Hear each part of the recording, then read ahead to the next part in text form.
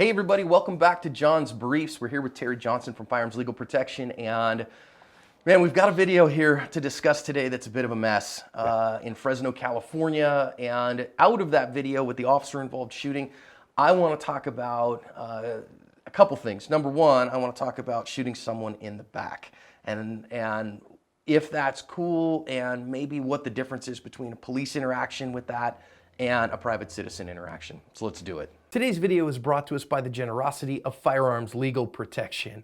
Firearms Legal Protection is a legal defense program for lawful gun owners.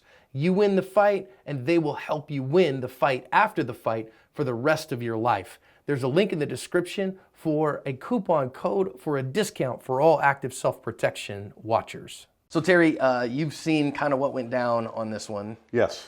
And I got to be honest with you, my first inclination was, oh boy. Right. What are your thoughts? Pretty much the same as yours. It just, you know, sometimes I think we get caught up in the heat of the moment. When you're in the heat of the moment, you sometimes see things that aren't necessarily real. You know, I mean, you know what fear stands for, correct? Well, please tell us. False expectations appearing real. There you go. Yeah, so when we see what we thought we saw, it's Yes. not really what happened. Yes. Yeah, and that's definitely what happened here, because Right. the officer said, hey, he made a furtive gesture for his waist. So go watch the video, right, and make sure that you recognize that.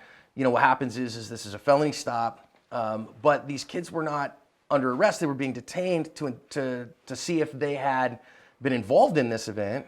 But then the kid runs. Officer sees him after he climbs a fence. It's in a daycare. Correct. He's running at a dead run, and he makes a gesture towards his waistband that, from the third-party perspective, kind of just looks like he's pulling his pants up because he's just jumped a fence. But Right. from the officer's perspective, looked like a furtive gesture for a gun.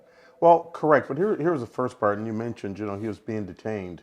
And at that point, I think the standard actually went higher once he ran, because now, again, and I'm not sure if this is a felony or not in California, but now you are disobeying a lawful order of an officer. Yep. You're fleeing the scene. That would give any officer reason to believe that something else is going on. You bring in the daycare, which is, again, part of the whole thing. You go into an area, my question is, are there kids outside, you know? There weren't in that instance, but inside the daycare, I think there very well could have been. Right, and like you said, could have been. What time of day or night was this? You know, we've got to look at all those things when we make those decisions. Now, if we say it's a daycare, which it was, again, were there kids outside? I didn't notice any kids. I didn't either. So, you know, I don't know if the officer saw more kids that way or to the left or to the right. And again, looking at it from the officer's perspective is one thing, but if you look at it from the legal perspective, Right. you know, people have to stop and say, okay, what does the law say here? And in this particular case, you know, is there a reason to shoot? I'm kind of torn on this one. Well, and I mean, I think from a criminal perspective, obviously, to prove beyond a reasonable doubt, and I mean, the standard, we know the standard. Standard comes from Tennessee versus Garner. Right. Shooting a fleeing suspect, they have to either be an imminent danger to the officer, an imminent danger to the community. And Graham versus Connor, you know, objective reasonable standard of a seizure, and that includes using deadly force.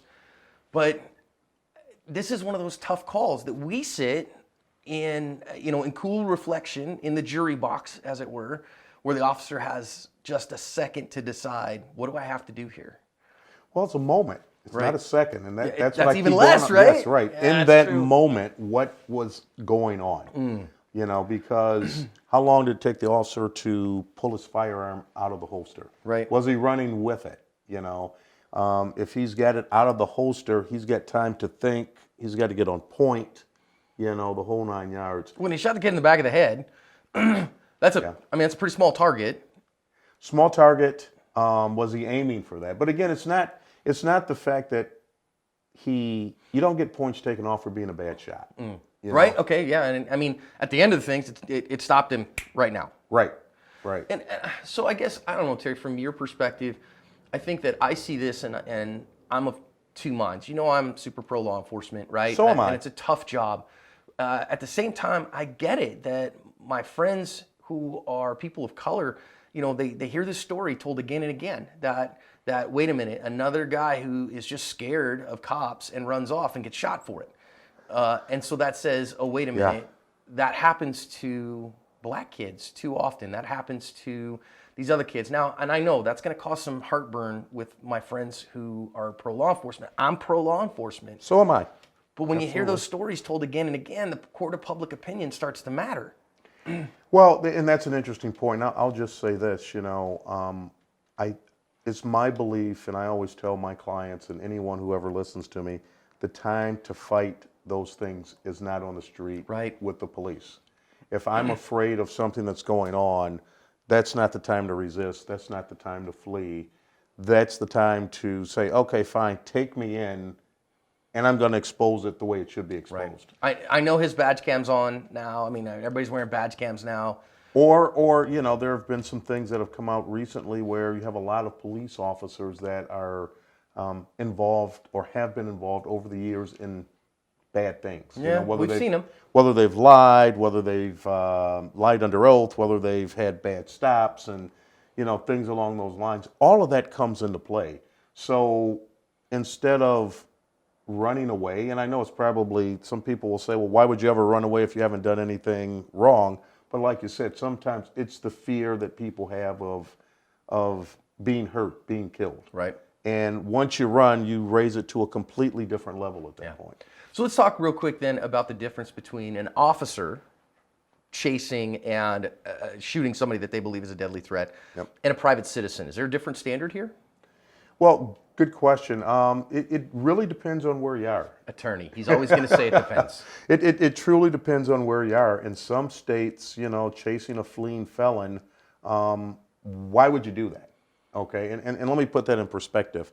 If I were to steal an old lady's purse and I started running away, why would I chase someone and use lethal force? Right. Okay, because once I capture them, assuming I'm fast enough and all those other things, first of all, if I capture this person, am I putting myself at risk? Right, physically Probably. risk. Physically, financially, from the standpoint I might get sued civilly. And here's the other point, what about criminally? Because a lot of times, the situation is gone. It's running away from me. I am now asserting myself back into the situation. I never advise people to go after quote-unquote fleeing felons. Well, because a law enforcement officer, we say, no, you have to.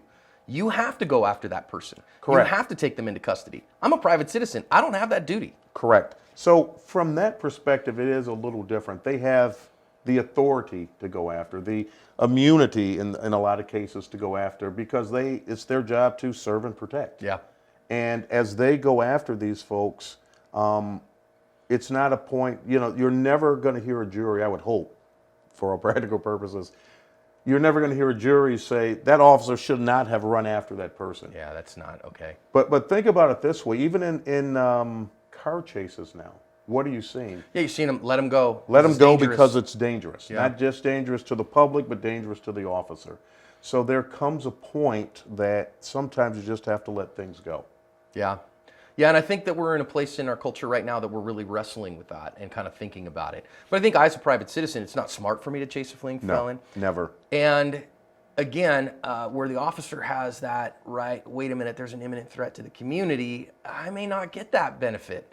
Okay, I have third-party defense and those kinds of things, but the jury and the district attorney are going to hold me to say, wait a minute, you always had the right to stop and just let him go and let the cops deal with him.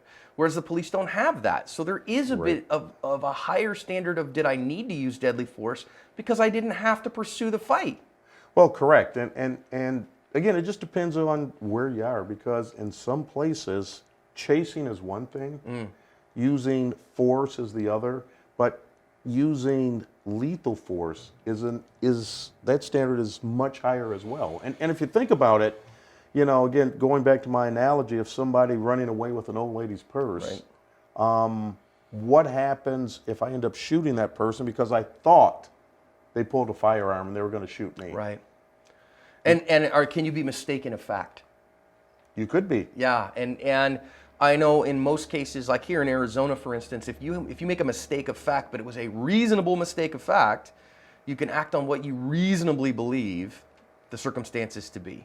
Well, you probably heard me tell you this story. I've got an aunt who holds her purse to the side. I saw her out one day, and I just said, okay, I'm going to have some fun with her. And I kind of snuck up behind her and just kind of grabbed it because she should wear it a certain way. And someone saw me and they wanted to attack me. I'm like, wait a minute, Wait, this is my aunt, I'm I playing. got this. This is, But in situations like that, I always say you have to know what you know. Yeah. Yeah, You gotta have to know what you know. be real careful stepping into third-party encounters. So, That's right. guys, I think, man, at the end of the day, this one it's not great looking. It really isn't. I think that we got to understand what the standards are here, and I think we got to hold ourselves to a very high standard and do the right thing, because you don't want to make a mistake of fact. You don't want to take a life that you didn't have to take. Nobody wants that. Life is valuable and of inestimable value. So. But as a private citizen, I have a different standard of behavior than a police officer because of my mission. So, Terry, I really appreciate the info, man. John, thank you.